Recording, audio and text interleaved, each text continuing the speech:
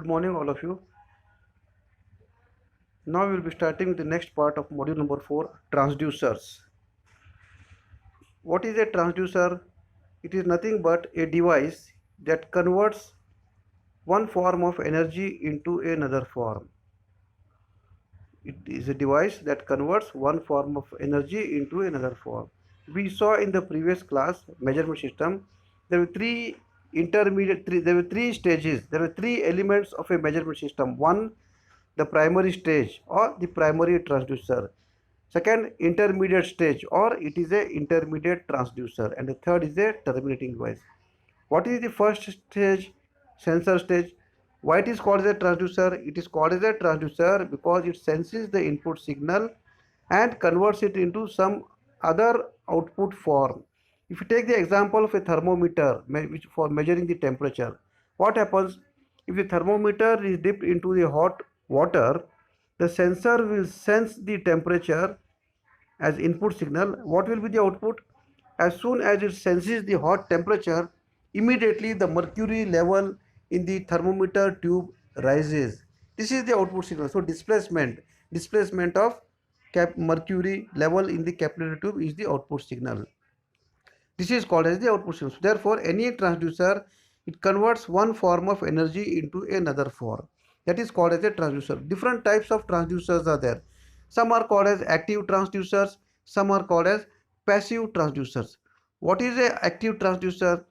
Active transducer is a transducer that generates its energy on its own. Self-generating transducers, they develop their own voltage or current. They do not need any auxiliary unit.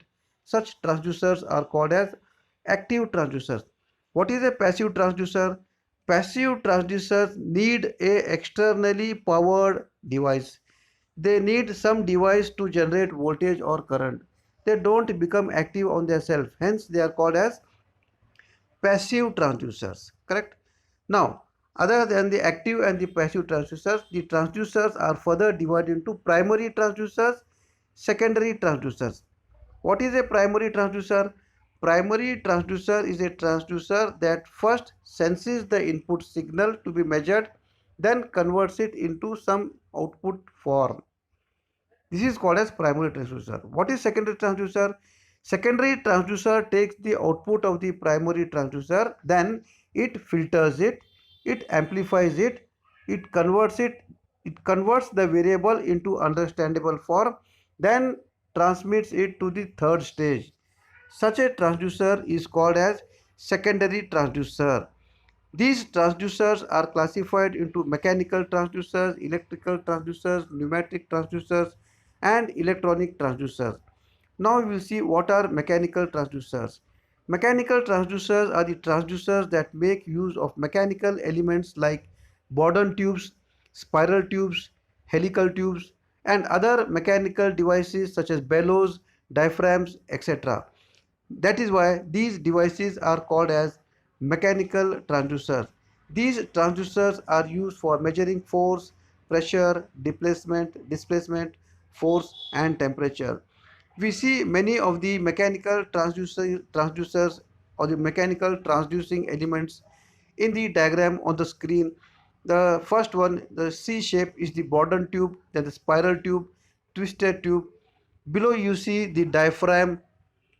A flat diaphragm is there, then there are different corrugated diaphragm is there, and the third one, a metallic capsule is there, and at the last bellows are there. When you pump the bellow, air is sucked.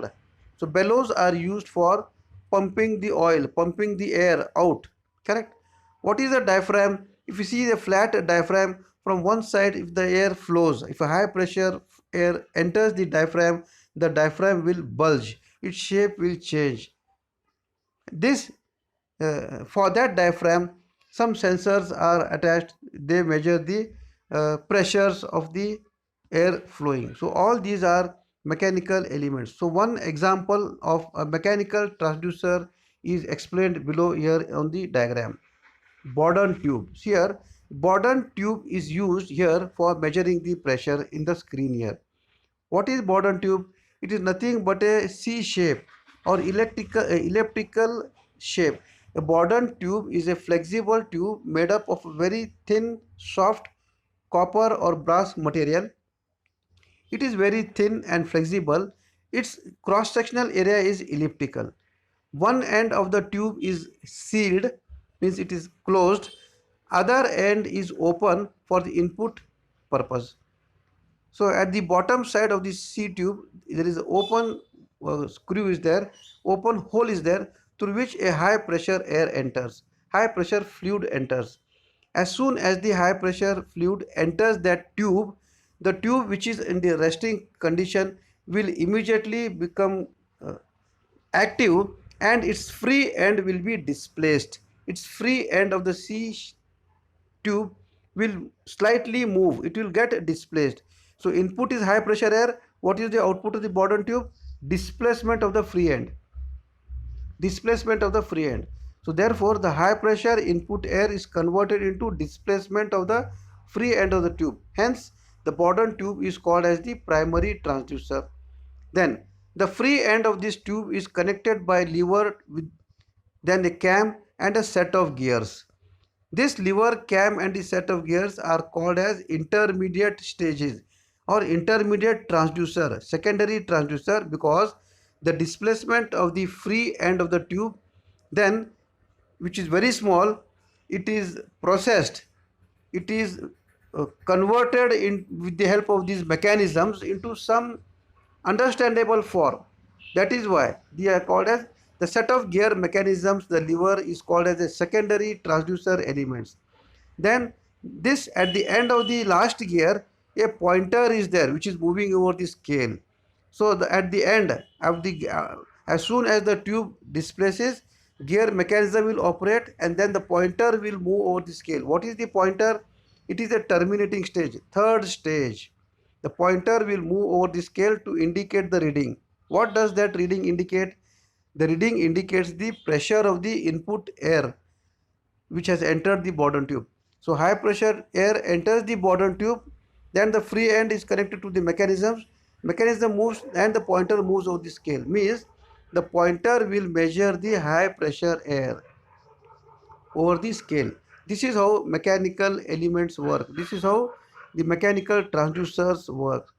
Okay, bellows are there, proving rings are there. Different types of elements are used in mechanical transducers. If you see the screen now, electrical transducers. What are electrical transducers? Electrical transducers are the transducers which are especially used for intermediate stages or the intermediate element. First stage will take the signal, give the output. The output of the first stage is given to the second stage. Now this second stage is electrical transducers. Electrical transducers don't use mechanical parts, hence they do not have friction, inertia. That is why errors are less in electrical transducer elements. Errors are less, hence they are frequently used where accuracies are required. Electrical transducers are used as secondary transducers. They take the input of the primary stage, then they modify it, filter it, amplify it, and give it to the transmitting stage. If you see the first type, resistive transducer. What is resistive transducer? If you see a transducer having two bars are there. On the top bar, a slide is there. The slide is moved over the guide rod, and this slide, what happens? It moves over the slide is having a pointer or a pin which touches the resistance element. What is the resistance element? It is a copper element. It is a copper wire or a rod. The slide touches the copper rod. It is called as a resistive element. Then at the two sides of this frame, the connections are given to the current. Now this is called a secondary transducer because suppose, for example, some other primary transducer is there. It senses the input signal and it gives the output signal. For example, Bourdon tube. Bourdon tubes takes the input signal as pressure, output is displacement. That displacement output signal of the Bourdon tube is supplied to this slide of the resistive transducer. The slide is there. So because of displacement is supplied to the slide will move over the resistance element. Correct? As the slide moves over the resistance element, then the effective length or the resistance of the conductor, the resistance of the resistive element will change. As the slide moves over the resistance element, here in the diagram, the resistance will change. This change in resistance is nothing but the output of this resistive slide, output of the resistive transducer. Means what was the pressure of the Bourdon tube, it was converted into the displacement of the free end. That displacement was given to the slide moved over the resistance element, the resistance changed. This change in resistance is nothing but measurement of the pressure supplied to the Bourdon tube. So Bourdon tube pressure depends on this resistance, or the resistance here depends upon the pressure. Correct? So as the pressure is more, resistance is more. When the pressure has resistance, so this change in resistance is nothing but change in the pressure. So this is an electrical transducers. As I said, electrical transducers are very small and compact in size. They don't have frictional, or the frictional inertia effects are reduced, minimized. Remote recordings and control is possible. Amplifications obtained are very high. Less power consumption is there. So these are some of the advantages of electrical transducers element. Correct? So we saw mechanical transducers and electrical transducers. Okay. Some other electrical transducers are also defined in the uh, PPT, which I am going to send you. Study all the transducers. Okay. I have explained you one mechanical transducer and one electrical transducer. The others you study from the PPT notes. Okay. Thank you all.